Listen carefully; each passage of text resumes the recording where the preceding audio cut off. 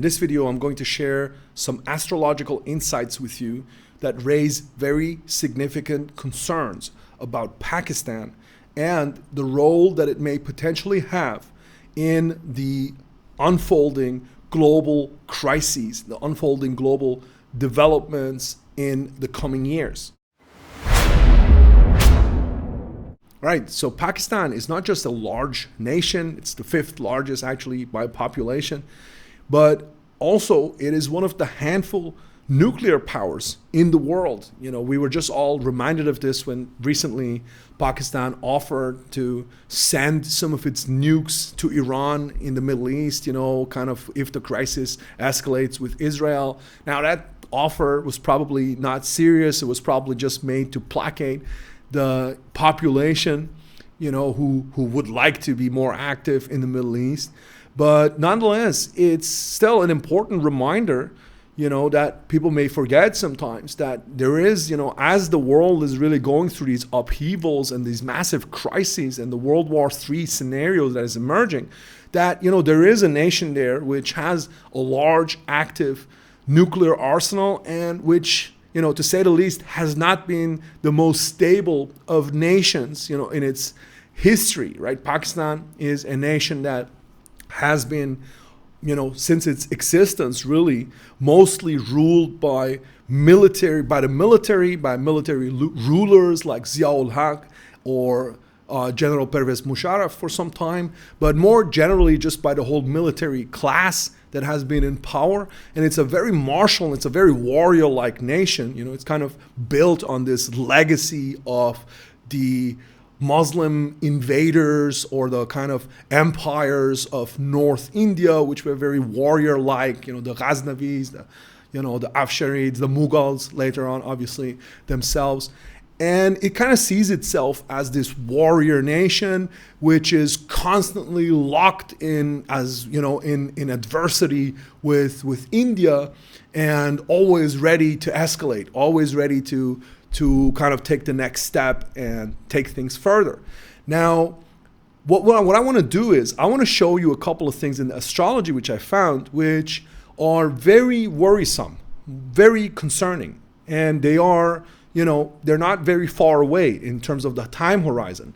So, you know, I want us to have a look at those and really understand what could potentially be the role of Pakistan in a potential escalation, an escalation that we might see in the coming time. Now, obviously, the context for this is also that we need to know that the tensions in South Asia are on the rise. In Bangladesh right now, we have tensions between, you know, Muslims and Hindus, and in India itself with the constant rise of Hindutva, you know, people and those kind of people who are, you know, the communities fighting with each other. Those tensions exist and they're getting more. That's the context. And obviously as well, the prospect of a full out, you know, all out war in the Middle East, which always would be something that can radicalize Pakistan further and pull Pakistan into, you know, what's happening there. But let's look at the chart of Pakistan to understand a little bit better.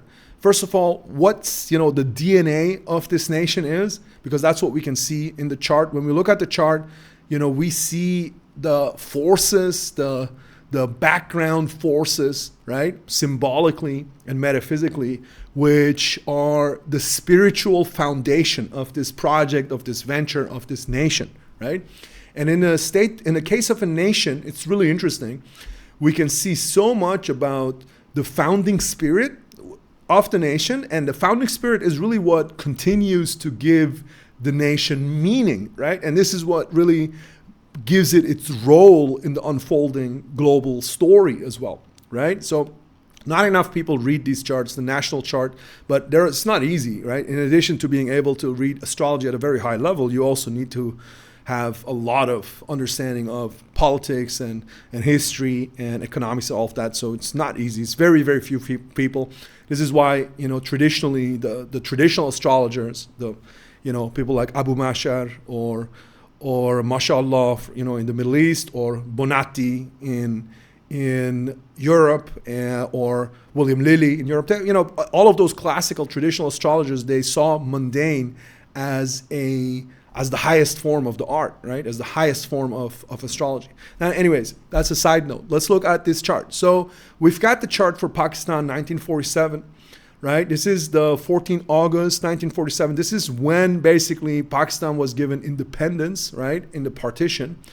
And this day is, to this day, it's celebrated by Pakistanis as the Independence Day, 14th of August, right? So we have this very strong constellation here in Leo, right, with the Sun and Venus, right? So we have there's a lot of joy, as a pride, you know, it's a very proud about his, you know, its own identity. A nation that's super proud of its own identity. The fourth house is your identity, and you got the Leo Sun here, which is pride and joy with the Venus as well, right? So pride expression of your own, proud expression of your own identity, constantly thinking about your own identity as well, how you're different, especially from India.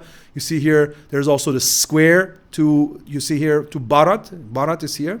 Bharat is in 7, right? Bharat is India, is in the 7th house. The 7th house is the house of open enemies, right? Can be partners, but in this case is open enemies.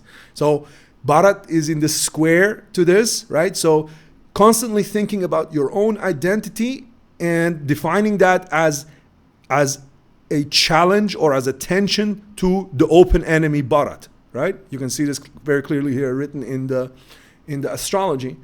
And this identity, or this kind of constant celebration of your own identity, it's also very problematic, right? You have Saturn and Pluto here. So Saturn, Pluto conjunction, and Mercury, you know, talking about it, thinking about it. But you have the Saturn and Pluto. So there's a very difficult karma, right? Saturn and Pluto means hard, difficult, dark karma, right? There's a very difficult karma attached to this identity, right? Obviously the difficult karma of the partition, of the, you know, separating from your own people in some way. You know, Pakistan is part of Bharat, right? Is part of the larger continental identity, the larger civilization, which has been there for thousands and thousands and thousands and thousands of years, right? Not just since 50 years or whatever, 70 years, right?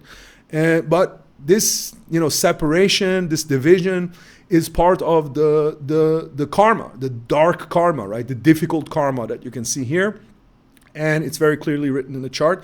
And very interestingly, you've got this other marker here, you know, where it's super interesting. You have the north node here, the north node, right? So this is Rahu, and the Ketu or south node is going to be opposite. It's going to be here. It's not here right now. I didn't put it here, but it's going to be here. So Ketu is where you come from karmically. This is the karmic axis, right? And this is where you come from karmically. So it's Bharat. Bharat is here. And where you go to karmically is north node. And you have here Arabia and Ankara, right? So this is basically turning away from Bharat and going towards Arabia and Ankara, going towards the Middle East, right? This is the story of Pakistan, right? This is the story of what Pakistan is doing, and that obviously creates attention and creates, you know, this difficult karma, the difficult lessons, difficult challenges, right? Now, another thing that's really interesting, before I get to, I'm going to share with you now the very concerning thing that I found, right? Before that though, make sure you subscribe to this channel if you haven't done so yet. Like this video, right? Make sure to boost and so on and all of that. Let's make sure a lot of people see this and understand, you know, and prepare for what's coming, and also learn this deep perspective of reading the cosmic, you know, cycles, decoding the cosmos that I do here, right? So make sure to be part of this. But now, there's another interesting thing here, super interesting, right? Which is that, I mean, you know, you can't make this stuff up. It's all here. It's like, it's all written here. The moon, which stands for the national identity in terms of the people, the demographics, right? The people that make up the nation. This moon, it's on the asteroid called London, and it's in direct opposition to the asteroid called Albion. You see, Albion means England, is the old name of England, right? So it's literally written here that the people of Pakistan as a nation, right, as a demographic, they are deeply intertwined with England and London, right? In some ways, you can say, I mean, some people say that Pakistan as a nation or as a people, as a separate people, were created by England, right? Or at least where like London had its fingers in there, right? Whether that's the All Muslim League or then later the Mountbatten kind of separation and so on, all of that. The divide and rule strategy that the British were running, there was a lot of this was planned in London. A lot of it was planned in London, right? And you can see that in the charts. This is literally here where you have Moon, which is the people or the demographics of the state, with London and Albion, right? Exactly opposite Albion. Now, that being said, let's look at the risk factors that I mentioned, the challenging risk factors that I mentioned, right? Because they're quite striking. So on the one hand, you have here the Mars, right? The Mars, which is obviously important when we're looking at war, right? Of the potential of war. This Mars, it's inside this square of Uranus with Neptune, okay? So we're looking at a ability or a propensity to go to war or to strike, which can be very radical, very unconventional, important with Uranus, right? And also very unforeseen, kind of deceptive almost, right? With Neptune square, we're talking about a deceptive quality, a kind of hidden actions and unclear actions, and then very sudden and unconventional attacks, right? With Uranus. And this Mars is conjunct Fanatica, the asteroid Fanatica. So there is a very fanatic, aspect to war, to military, to power, to force projection with the Pakistani military, right? Always has been. And now this, and also with other aspect, different kind of elements of society, especially, right? Not just even the military itself, the paramilitaries, there's lots of them there. So this Mars, right? It's not just with Fanatica here, it's also in direct opposition, you see here, to Oppenheimer and Icarus. Oppenheimer and Icarus, okay? Oppenheimer, who's Oppenheimer? The creator of the nuclear weapon, right? Oppenheimer stands for nuclear weapons, right? The asteroid Oppenheimer, who's Icarus.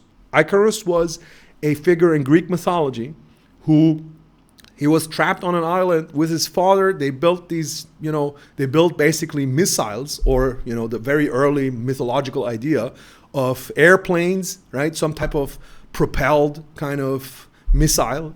And they sat in it and they tried to fly over the sea. And the father said, don't go too high or you're going to, this is going to break down because the wings were made of wax.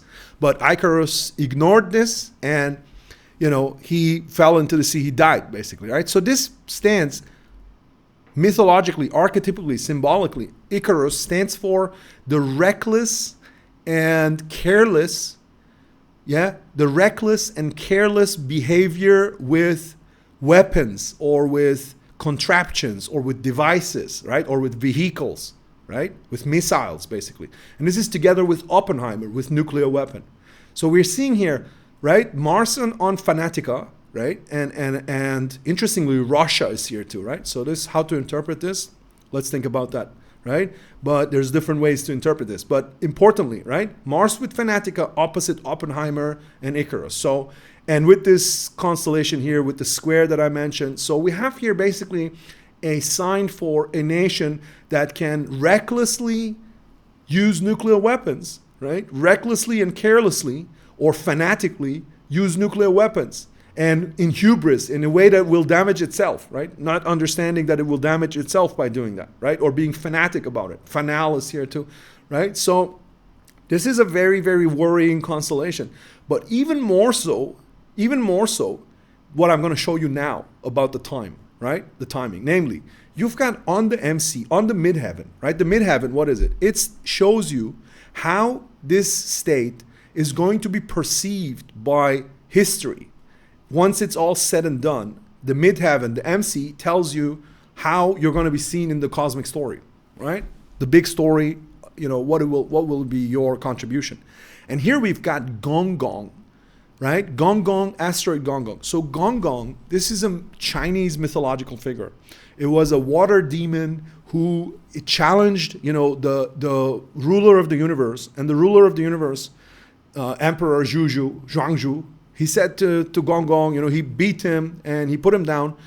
And Gong Gong, instead of accepting this defeat, he got so upset. He went and he said, if I'm defeated, I'm going to just destroy the world. And he went and he headbutted a mountain, which was one of the pillars, cosmic pillars that holds up the whole world. And Gong Gong went and headbutted this. And what happened next is that mountain fell, and there was all kinds of catastrophes that happened, like earthquakes and water, breakout tsunamis and rivers and whatnot, and just all kinds of cosmic catastrophes, floods and so on, because of Gong Gong's really like being reckless and irresponsible, right? And this is the planet that Pakistan, it's a planet actually, it's not an asteroid. Gong Gong is a dwarf planet, right? It's pretty large actually. It's like it's the similar, almost the same size as Pluto, right? So Gong Gong is on the MC, right? It's on the MC. So this is what Pakistan will be eventually known for, okay? So this is worrying. Now, am I talking about something very general that, this is, and it's very interesting. It's opposite China, right? China is here on the IC, directly opposite Gong Gong, right? Both on the same axis. So am I talking about something that is just a potential, or no, sometimes it might happen and so on, or no? Or am I talking about something that has a concrete time attached to it, right? And unfortunately, there is a concrete time attached to it, right? There's a very concrete time attached to it, which we have to look at. And that time is not very far in the future. It's not very far in the future. So have a look at this. I'm going to bring up right now the transits that Pakistan is going to have as a nation. So you see here on the transits, you see on top, you see the Pluto. I'm going back a little bit. So you see here what was happening before, just so where we are right now. You see here, so the Pluto was in an opposition, transiting in an opposition to Moon, to natal Moon, right? Direct opposition. So this was in 2022. Okay, this was 2022. So 2022, we had this whole story with Imran Khan being ousted and the people's uprising against this decision and so on. This was Pluto opposite Moon, textbook Pluto opposite Moon, right? So a powerful uprising of the people, who are upset with the collective situation and so on. This was there. And then we continue, and this same Pluto, it continues to move on. And it goes into 2024. We are now in 24. And then it comes into Aquarius. And then 2025. And then bang.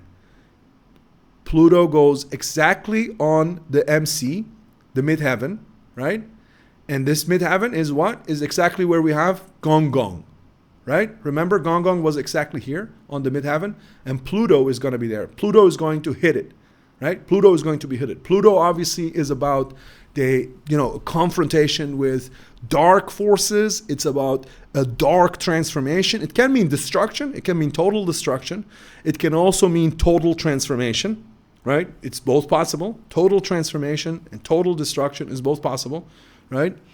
And that force, the force of creative destruction, basically, right, and of having to face like the darkness in order to learn from it, is coming to Pakistan's midheaven, which means the midheaven is how everyone sees it. Basically, Pakistan will be seen globally at this time. When is this? It's actually not in 25, it's in 26. You cannot really see this right now on my screen because I've cut it up, but this is in 26, right? So it starts end of 25 and then goes to 26. Really 26, it starts 26 and 27. 26, 27, right? 26, 27, Pluto is going to be there on the MC of Pakistan, hitting Gong Gong, right? Which I've told you before the story about it. I told you the other signs, right? Irresponsible, potentially reckless use of nuclear weapons, which can lead even to your own destruction, but still, you recklessly do that. This is written in the chart as a distinct possibility for Pakistan. So now what do we do about this when we notice, right? We have to, obviously, there's nothing is 100%, completely predetermined. The fact that we can see this means that there is ways to maneuver around it. There's ways to, counteract. There's also ways to realize these forces differently. Yet it remains a very strong and distinct possibility that in the time frame 26-27 that I just mentioned, we are going to see something very, difficult emerging around this topic, this, set of topics. Now, who's going to be in charge? Will it be possible to avert it? What role will Imran Khan play? Will he come back to change the course of Pakistan? Will Pakistan get involved in the Middle East war or not before? Will there be confrontations around Kashmir with India? Will there be maybe rapprochement with Russia, which is possible as well now? Who knows? Everything's possible. Things are on the table. All of this we can look at in future videos. I want you to tell me in the comments what you'd like to see next, and really tell me in detail what you think about what I shared here, what you want to see next, what, the level of what kind of maybe other suggestions you have as well about this region. Definitely, we're going to keep looking at South Asia as a key region in the world and the challenges and developments that exist there. So make sure, if you haven't done so yet, to subscribe to this channel. Also like this video, right? Share, make sure this more people can see this. And until the next time, I wish you all the best. Be well, be blessed.